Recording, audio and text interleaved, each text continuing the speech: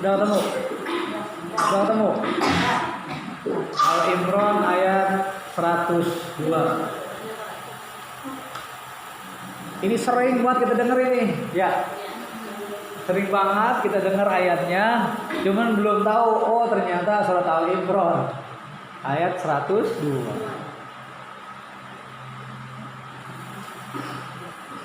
Udah ya? Kalau sudah, mari sama-sama kita baca terlebih dahulu, mengambil keberkahan daripada surat Al-Imran. Mudah-mudahan ayat yang akan nanti kita baca dan kita bahas tersampaikan kepada kita dan kita dapat paham dibimbing Allah Subhanahu wa taala. Amin ya rabbal alamin. Mari sama-sama kita baca. A'udzu billahi minasy syaithanir rajim. Bismillahirrahmanirrahim.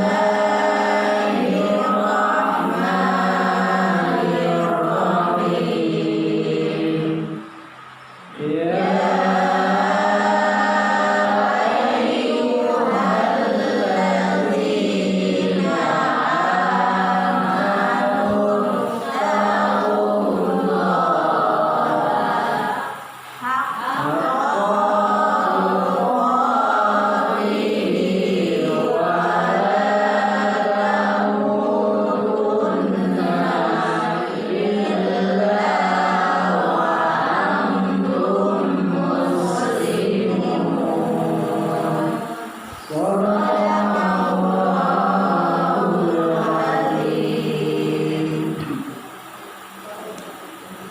Ya ayyuhalladzina amanu taqullaha haqqa tuqatih wa la tamutunna illa wa antum muslimun. Yang ada artinya, ada sini artinya ya? Ada artinya dah. Insyaallah bareng-bareng sama-sama kita belajar. Jadi di surat Al-Imran ayat 102 ini Allah kembali memberikan petunjuk kepada kita atau menginformasikan atau ngasih tahu sama kita semuanya, orang-orang yang beriman. Ya ayyuhalladzina amanu, hai orang-orang yang beriman, takutlah kepada Allah dengan sebenar-benarnya takut, dan janganlah kamu mati, gitu ya? Illa wa antum muslimun, kecuali kamu menjadi orang muslim. Nah ini begini, kita pahamin pelan-pelan insyaallah. Kalau kita telaah satu persatu, maka di situ ternyata bisa jadi orang-orang yang beriman itu belum tentu bertakwa. Paham nggak maksudnya? Ya gitu ya. Orang-orang yang beriman bisa jadi belum tentu bertakwa. Berarti orang beriman itu nggak ada jaminan pasti bertakwa. Paham nggak kira-kira? Jadi jangan dibilang gua beriman. Jangan bangga karena belum tentu takwa. Paham ya gitu ya? Karena orang beriman masih diperintahkan Allah Subhanahu wa taala disuruh takwa gitu, disuruh taat, disuruh ikut aturan Allah. Bahkan Allah sampaikan di ujung ayatnya, jangan mati lo gitu ya bahasanya. Kecuali muslim. Awas nih, muslimin gitu ya. Wa antum muslimun gitu ya. Ujung ayatnya, illa wa antum muslimun.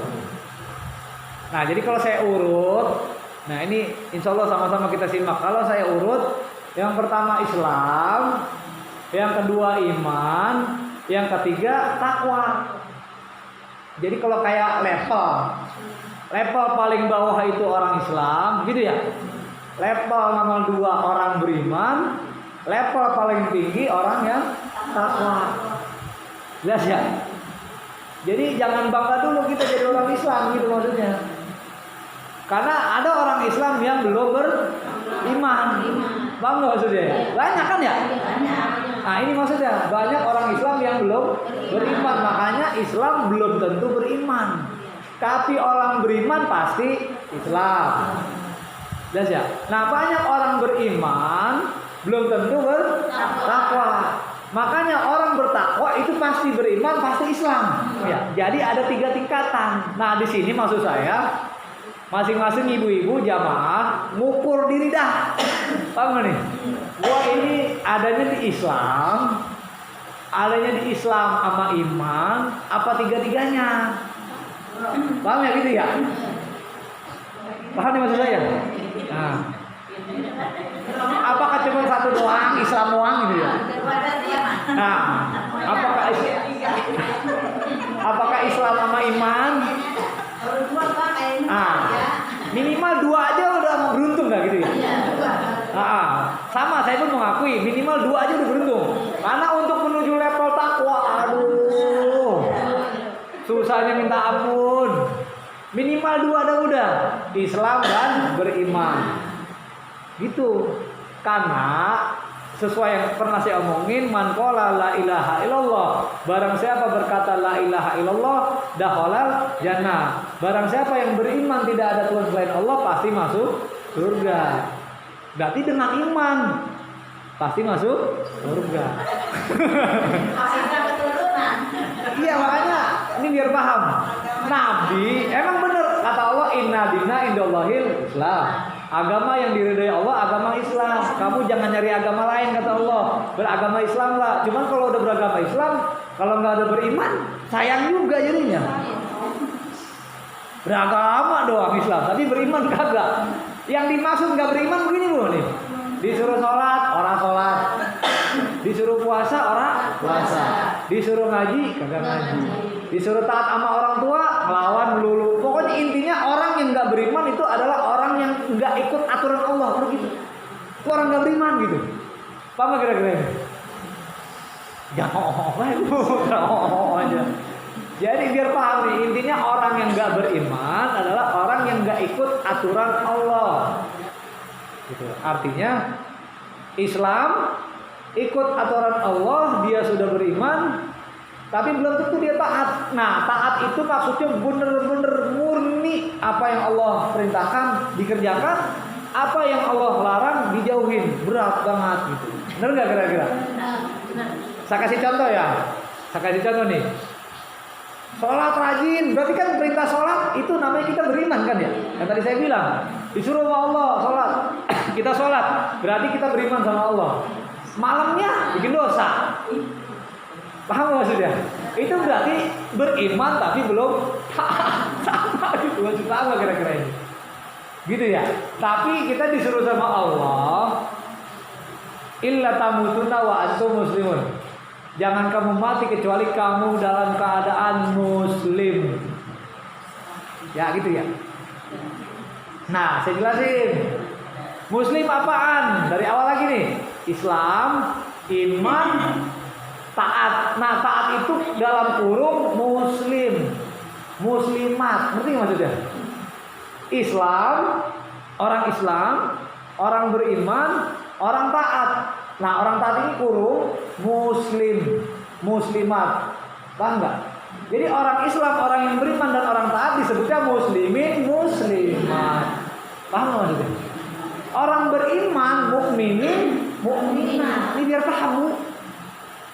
Ya, ada sebutan mukminin, mukminat, muslimin, muslimat. Ini beda kedudukannya. Artinya Islam kalau timbang tok Islam, gimana ya? Ya kan, beriman kagak, apalagi taat. Lu kan agama Islam, iya agama gue Islam, tapi sholat kagak, puasa kagak, ngaji kagak, gimana? Karena ciri orang beriman itu sholat. Paham maksudnya? Walaupun belentang-belentong, bukan nyuruh belentang-belentong, minimal sholat gitu.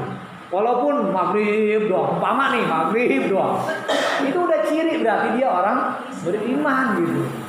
Paham nggak? Hah?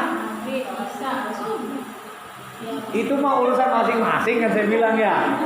Intinya berarti sudah mencirikan saya orang beriman karena saya sholat walaupun belentang-belentong. Ya. Nah kalau sudah 5 waktu, duha, sunnah, tahajud, taat sama Allah, taat semuanya ikut aturan Allah, levelnya disebut taat, disebut muslimat. Makanya di ayat ini Allah ngomong, orang-orang yang beriman, ya kan, takutlah kepada Allah. Berarti kalau kita orang beriman masih banyak yang belum takut sama Allah. Paham maksudnya ini? Ya kan? Berarti orang beriman masih banyak yang rawan sama Allah gitu loh. Seolah-olah kan begitu bunyinya. Kan diperintahin kan, orang-orang beriman takutlah kepada Allah. Oh kalau begitu orang beriman kagak takut sama Allah. Masih banyak yang lawan kan? Ini biar paham. Gitu kan? Ya. Kan orang sholatnya jarang-jarang, tapi pas dia meninggal dia sholat itu disebut husnul khotimah. Gini, husnul khotimah itu sebenarnya Bu, itu rahasia Allah ya. Para ulama mendefinisikan yang begini, yang jidatnya begini gitu ya, yang keluar keringat, Allah alam saya sih nggak bisa jawab mastiin. Yang pasti saya menyarankan sering-sering minta doa husnul khotimah. Ya Allah biha, ya Allah biha, ya Allah biha husnul khotimah. Cukup begitu doang untuk doa kita. Tapi kalau habis sholat saya nggak bisa mastiin apakah husnul khotimah apa enggak. Gitu. Karena apa Bu? Saya bilang sering kita bahas. Yang ngerasain sekarat dia dewekan. Iya kan? Kita kan yang lihat nggak tahu di sekarat kayak apa. Iya kan? Terus yang ngerasa dicabut kita nggak tahu. Nah di saat dia dicabut, walaupun mulut diem, kita kan nggak tahu kalau di dalam dia nyebut la ilaha illallah nggak bisa jadi. Kan kita nggak bisa dengar hati dia. Itu saya nggak bisa memastikan gitu. Ya intinya doain aja lah, mudah-mudahan husnul khotimah. Ya, ini biar paham.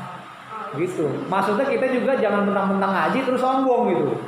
Gak sholat mulu, wah lu ntar gak husnul khotimah. Gak tahu, bisa jadi dia di akhir mulutnya pas ngucap la ilaha illallah. Bisa dia sama kita. Kita kan ngerinya di situ. Yang lagi sholatnya kalau iya, sesuai sama perbuatan. Biar rajin sholat juga. Kalau Allah belum kun fayakun, kan nggak terjadi. Paham ya? Di surat Yasin ayat 82, sesungguhnya sesuatu apabila Allah inginkan maka cukup mengatakan kun. Jadi fayakun, maka terjadilah. Jadi kalau Allah bilang kun, nggak bisa ngucap, Bu. Makanya setiap hari ya Rasulullah, semua para ulama mengajarkan baca doa selamat minimal itu. Jangan pernah ditinggal, itu penting. Allahumma inna nas'aluka salamatan fid din. Ya. Iya benar tiap salat. Wa afiatan fil jasad, wa ziyaratan fil ilmi, wa barakatan fil rizqi, wa taubatan qabla maut, wa rahmatan 'inda maut, wa maghfiratan ba'da maut. Allahumma hawwin 'alaina. Nah, ini yang paling penting banget nih. Ya Allah mudahkanlah aku dalam menghadapi sakaratul maut. Kalau udah tiap hari kita mohon, aduh Allah jahat sama kita. Bener tiap hari itu baca. Tiap sholat bukan tiap hari. Ada memang keterangan hadis Nabi Muhammad SAW, barang siapa yang wafat di hari Jumat itu bebas siksa kubur. Ada juga bilang pasti masuk surga. Ya. Gini sekali lagi. Nah gini. Iya makanya gini dulu. Saya tidak bisa kayak tadi. Saya tidak bisa memastikan. Tapi saya juga nggak bisa menyalahkan keterangan-keterangan itu. Karena kita pakai akal aja dulu nih ya. Pakai akal dulu. Kita benarkan itu keterangan. Tujuannya motivasi. Kalau setiap hari Jumat yang laki-laki biar pada sholat Jumat, bener nggak? Gue takutnya kalau pas mati, bener nggak? Kita ngambil hikmahnya aja, biar pada rajin sholat Jumat gitu kan? Nah ibu-ibu juga sama, kita ambil hikmahnya, biar jangan kemana-mana. Takut mati, mendingan gue nungguin laki gue bikin kopi. Ambil hikmahnya begitu ya. Nah yang kedua, kalau mutlak itu seperti itu ya tadi ibu Nea ngomongin kayak enakan orang jahat. Nah, rampok, zina, maksiat, mati ke surga. Kita nggak bisa memastikan pasti hal seperti itu. Karena kembali lagi ya, kita harus mengimani bahwa rahasia Allah yang memang kita nggak tahu. Kita hamba Allah, manusia Islam yang beriman. Ya paling kita sanggup berdoa kan, ya Allah orang tua saya biar enak di kuburan, gitu kan kita bisanya, biar jadi taman-taman surga, biar masuk surga, biar enak dalam kuburan, bisanya begitu. Tapi apa kita bisa memastikan? Pasti, wallahu a'lam. Itu tapi cirinya biasanya ada cirinya. Kalau ciri mah biasanya ada, gitu. Allahumma zakirna minhu